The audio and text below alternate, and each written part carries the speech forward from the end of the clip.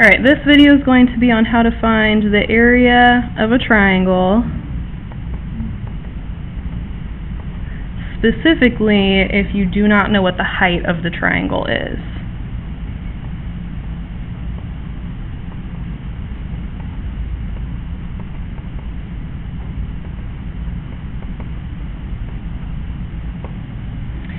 So first I'm going to go ahead and draw a triangle the way that we've been doing it throughout the unit.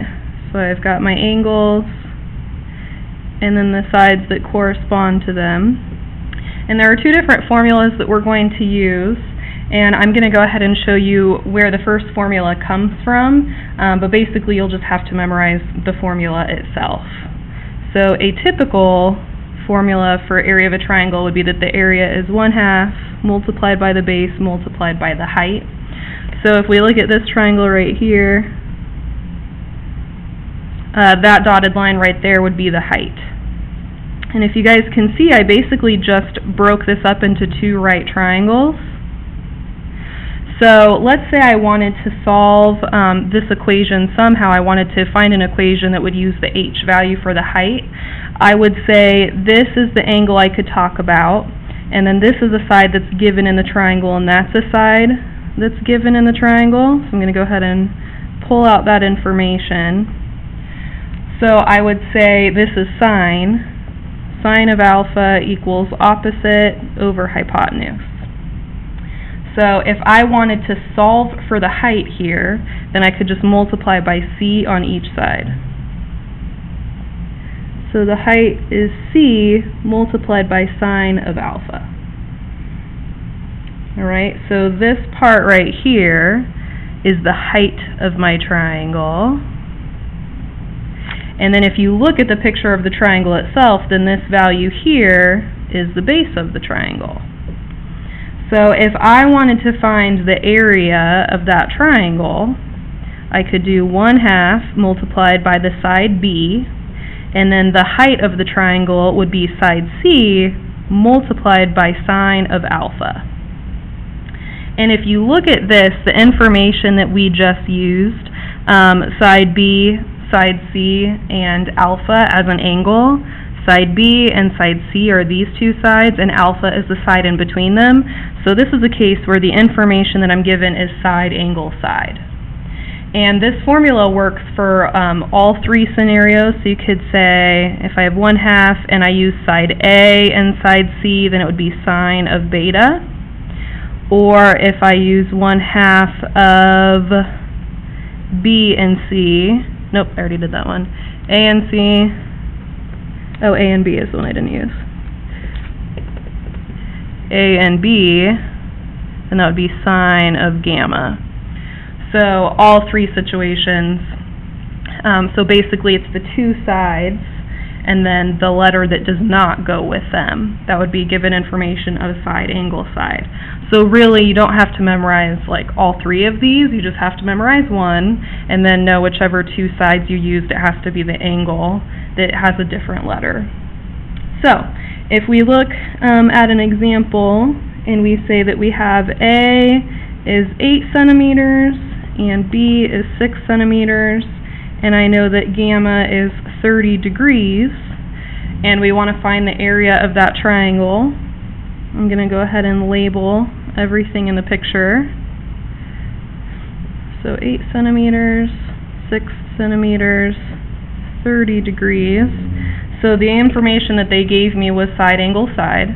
And so I'm going to have area equals 1/2. And honestly, I'm not even going to look up at the formulas. Since I know the information that they gave me was side, angle, side, I just know I have to multiply the two sides together. And since it's multiplication, it doesn't matter what order I do this in. And then I have to do sine of the angle. So I can type all that in my calculator, making sure that I'm in degrees. And then I've got 1/2 times 8 times 6 times sine of 30. And so here the area for that triangle would be 12 centimeters squared. Alright, and that formula doesn't really have a name. Sometimes people call it like the sine way to find the area of a triangle. The next formula that we're going to talk about actually has a name. It's called Heron's formula.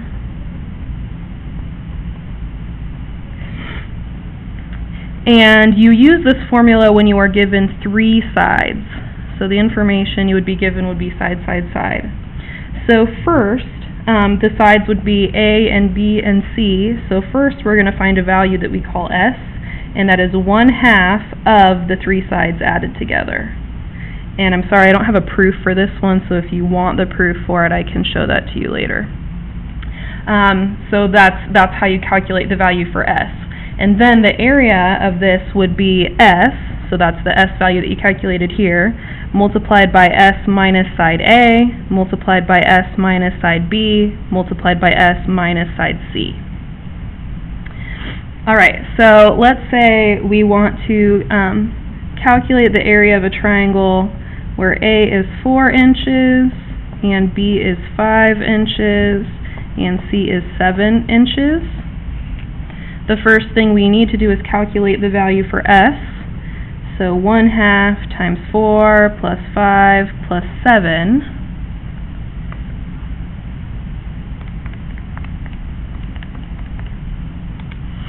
And so the value for S would be 8. And then for the area, we're going to say that's the square root of 8 times 8 minus 4 times 8 minus 5 times 8 minus 7. Like that. So square root, and you can simplify if you want, but you don't have to. You can just type it in as is.